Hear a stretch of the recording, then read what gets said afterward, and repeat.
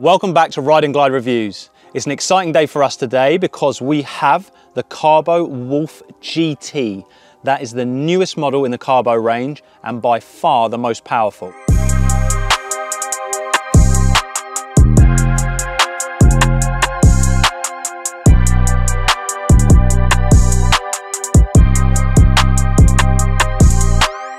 At first glance, the Wolf King GT Pro looks very much like the Wolf King. It's got that same cold colour, it's got the same size frame, tyres are the same, and very, very, very similar. There are a few big differences, so we'll start at the front. First thing you notice is this huge centre column here. This is now where the controllers are housed. So rather than the 60 volt, 40 amp controllers, the old scooters, these have got two 50 amp, 72 volt sine wave controllers. Supposed to give a much more even distribution of power and be able to handle a lot more power as well. Now, the reason they've done that is obviously for smoothness, which we've just said, but also because they have upped the motor power. We've now got two 2000 watt motors, so nominal power overall 4000 watts. Apparently that can give us up to 8,500 watts of peak power, which is incredible from a scooter. We hope this big frame can handle that because that's a hell of a lot of power running through a scooter. So we've talked about the controllers, this motor. We've got the 4x11" wheels. We've got the off-roads come as standard. You can have the hard ground tires as well. It's what the Wolf's known for. This sort of off-road scooter going on rugged terrain. We come back now to the suspension arms. These are the same as on the King, as on the Wolf Warrior 2. A little bit disappointing for me because I want that, I want to be able to control the dampening on there, I want the rebound adjustment, but we've still got those sprung forks, which are very popular, but I just think that if they could just up that, this scooter would be out of this world. We've still got those. Coming up here, you can see we've got the lights, as always, very, very bright, same as on the other Wolf models. And then behind them, tucked there, is the horn, and I'll just press it. It's always loud and horrible. It's so loud, but what's the point of a horn if it doesn't sound like that? So moving around to this side, you can see we've got the 160mm discs, which are the same on all the Wolf models, apart from the X, obviously slightly smaller. And we've got the Zoom hydraulic brakes. Again, possibly you could upgrade the brakes, maybe to nuts or even to Maguras, making it really stand out. But love Zoom brakes and hydraulics. It's a really good feature to have on any scooter. Now we move on to the side of the scooter. You can see the side profile. I just wanted to show you, as well as having the new controllers, the sine wave controllers housed in here, you'll also see, when I press the button on the handlebars there, the indicators also flash here, as well as on the back of the scooter. Obviously at night you're going to see them a lot brighter, but that's a really nice feature, so very, very clear. This also has a waterproof rating. So taking the controllers out of here, put them in here. They say it's an IP65, which is a really, really high level waterproof rating for a scooter. The total scooter has a waterproof rating of IPX5. So again, much better than no waterproofing at all. That's sort of light rain, that kind of thing, should be okay. So we're going to put that to the test. Moving down to the folding mechanism, you can see it's much like every other Wolf, bar the X, where you have the safety pin that comes out, unlock, lift up the latch, and then we fold down. Exactly the same. The frame is the same. Here you can see we've got the Wolf King GT written along the side. We've got the front headlights which are on, the really wide comfortable deck, you know, that rubber deck with the Kaabo logo along the middle. Big difference on this from the Wolf King. The King has a 28 amp hour battery. The GT has a 35 amp hour battery. So more power, more range, or more power for these motors to draw from. So apparently you can get up to speeds of over 62 miles per hour. We're going to put that to the test as well. Really, really excited to put it through its paces. Because those controllers had moved up there, that gave more room in the deck, which is how they managed to fit the 35 amp hour battery in. Whereas before on the King, they didn't have enough room. Moving the controllers up there, more deck space, bigger battery. Moving on to the rear, we've got the carry handle as always, really strong, nice way to pick up a scooter. You don't want to pick these up, they're 52 kilos, but if you need to or move it about, it's a really handy handle there, handy handle. And we've got the footrest as usual. So nice, comfortable area for your foot to rest on the back. Coming down, you can see we've got the swing arms again, we've got the zoom calipers, discs and the rear wheels. We've also got these integrated light systems. So the lights are currently on and we've got a rear light that's actually on at all times when the lights are on. Also, you put the lights on, the rear light intensifies. And as we said before, when you use the indicators, they flash up. I think I said rear lights then. I meant when you put the brake lights on, the light intensifies. Indicators on, and they're flashing both sides, and then you can click them off. Really, really nice feature. A lot of new scooters are having that now. Great for safety, showing other riders, you know, which way you're going. And it's really, really good progress in the scooter world to have all these added safety features. Coming now from the back of the scooter back up, we go past the sides, which have got these LEDs that run all the way along. We've talked about the battery already. Now, apparently that can give up to 180 kilometers of range, or 110 miles of range, which is incredible. So we'll put that to the test as well.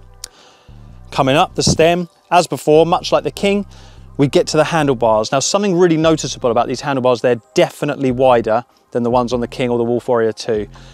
I think that's for more stability. I've got to really enjoy trying to test that out, because one thing about the Wolf, I've always wanted a slightly wider handlebar, and now it looks like they've done that as standard.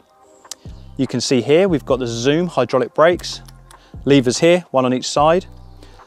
A big difference between this and the King or the Wolf Warrior 2, thumb throttle. So there's a bit of dead space there I can feel already, which I quite like, just lets you rest your hand. I much prefer thumb throttles, I find them much smoother for acceleration. Moving along, we come to the smart screen. Now this again is a big new feature. Quite often they have the Mini Motors iDisplay on Kaabos, that's what they've used historically. And now we've got this new LFT display. It's really easy to see. It's fairly bright at the moment, I can see it completely clearly. It gives tons of information. Single or dual motor, your voltage, the time, miles per hour or kilometers, what mode you're riding in. You can also change things like power in each motor.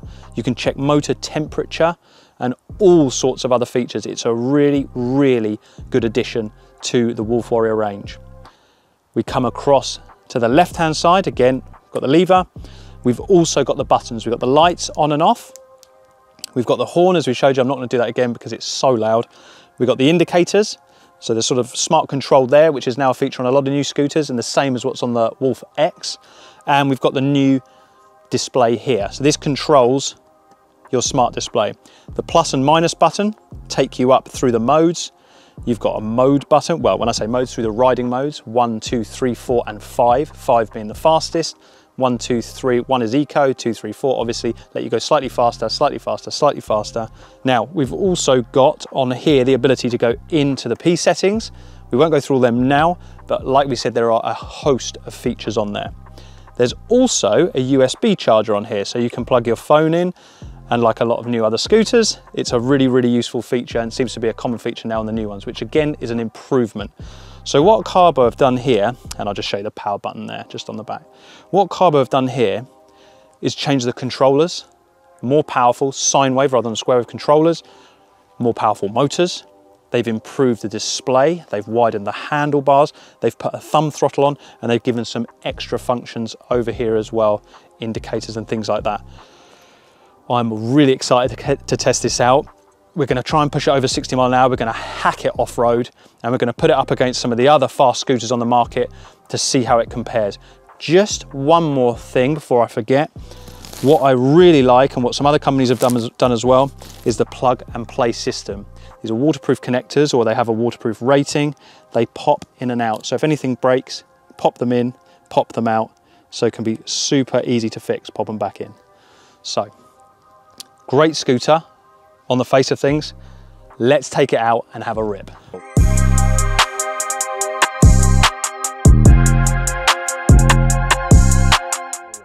Welcome back to Ride and Glide Reviews. Today we're back at our favourite venue, Goodwood Motor Circuit. We've got planes flying over, we've got race cars going past, and we're going to get this, the Kaabo Wolf GT, out on the track and see what it can do. Apparently it can go over 60 miles an hour. We're going to put that to the test.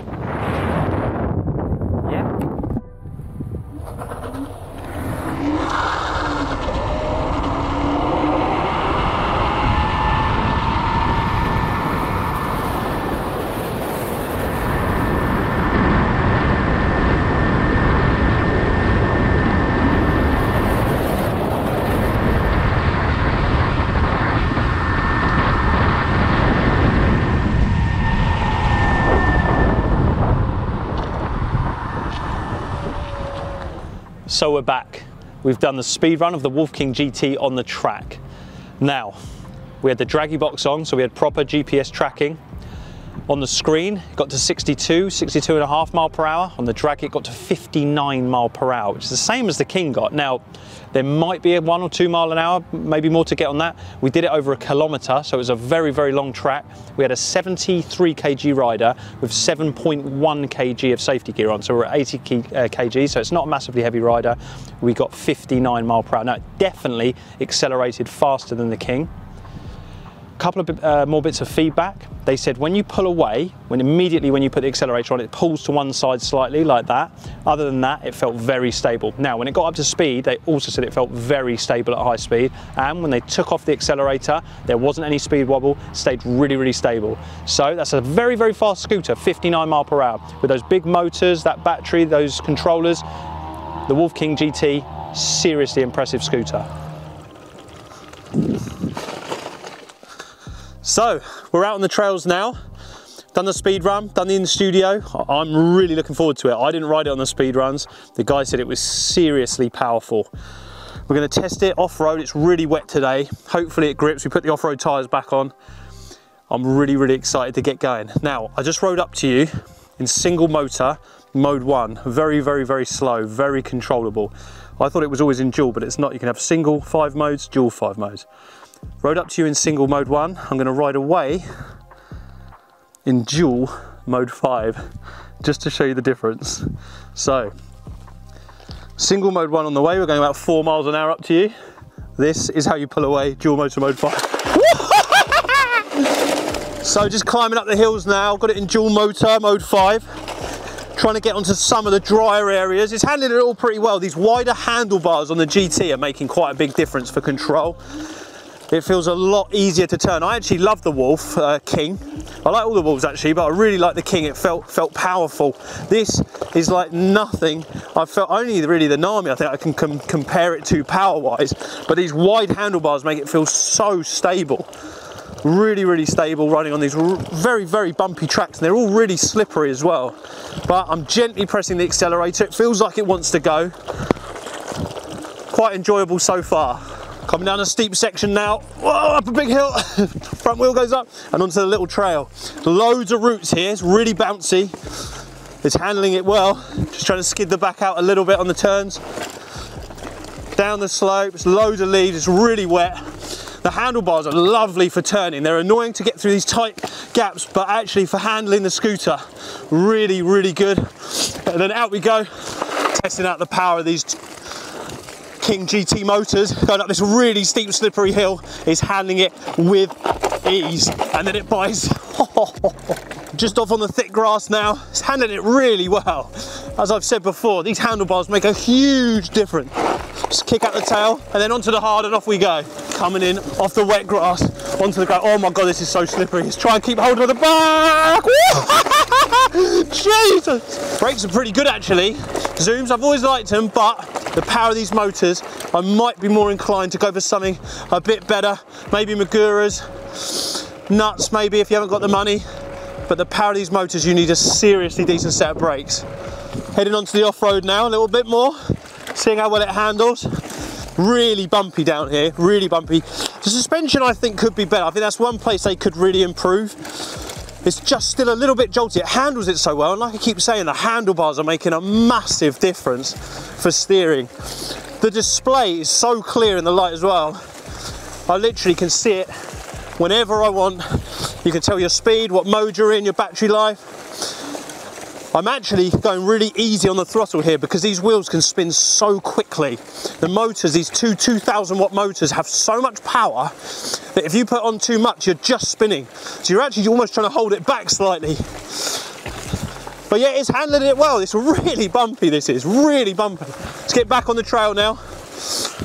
As soon as we're back on the trail, you can open up. Whoa, you see that? I put my thumb down there on the throttle. Immediately it pulls to one side and the wheel just starts spinning, almost out of control. Flying along now. What are we doing? 30 mile an hour on these bump trails. It feels very stable at 30. It's very gravelly, very slippery, but great fun. Been riding a while now. It feels very stable. Apart from when I go flat out off the mark, it pulls to one side just slightly. Other than that, it feels really stable.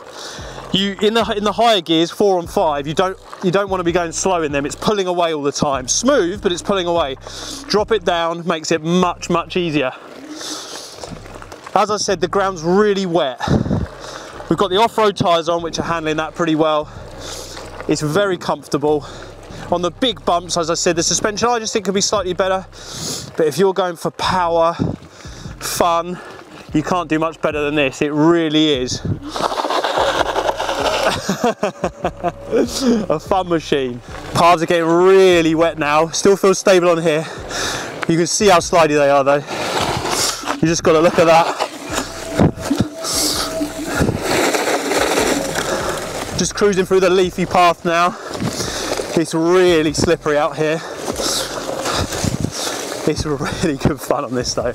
You can literally go on any of the terrain here. It's so wet and so slippery, but the wheels are gripping well. And with these handlebars, I know I keep banging on about it, but they really do make a difference to your stability. They just give you confidence that you can make that big wide turn, and then the motors are so powerful, they're gonna get you into trouble, but they can get you out of it as well. This is always a good test of power, this hill here. Don't know if you can see it on the video, but it's really steep and wet. Here we go. Oh, yes! Not many make it up there, I can assure you. Doing some off-roading now. Hit these little bumps and lumps. Sorry, I've got a cold, you can probably hear that. Coming up to a really technical little climb here. The wide handlebars are going to make this difficult. I think to lean one way out the way of that tree, but you've got the power to grip, and it takes you all the way up. So the wheels are stable, handlebars are stable. It's a really stable ride, but we're on a very bumpy track now with a lot of flints in it, and it's really juddering on the handlebars. It's hurting my arms now. So what I was sort of talking about with the suspension, if we could just get them to, you know, put some kind of dampened suspension in, you know, oil dampened, even air shock or whatever, just to take a look at that. It's like, apart from that, it's an epic machine. Whoa, what a day's filming. We've been filming for hours and we're still having a blast. What have we got left? We've done 13 miles of really hard riding, dual motor. We've still got 80 volts left, starts on 84 volts. Battery's huge. We got 60 mile an hour on the track, 59, 60. It was really fast. Maybe you'd get faster than that if we were going into a slight headwind, not sure. Maybe it will go over 60. Unreal off-road. I mean, you're honestly having to hold it back a lot of the time, or I am at least. A better rider maybe could really push it to its limits, but I was riding in mode 4 a lot of the time. Mode 5 was spinning so much. There is so much power on this scooter. Seriously, incredible, incredible machine. Come down to Ride and Glide, have a go for yourself. If you want any more info, go to the website www.rideandglide.co.uk. Get us on live chat, get us on email, give us a call, we're always available. We do loads of reviews, so like and subscribe if you like what we do. Once again, thank you for watching. I'll see you next time. We're going back out for a rip.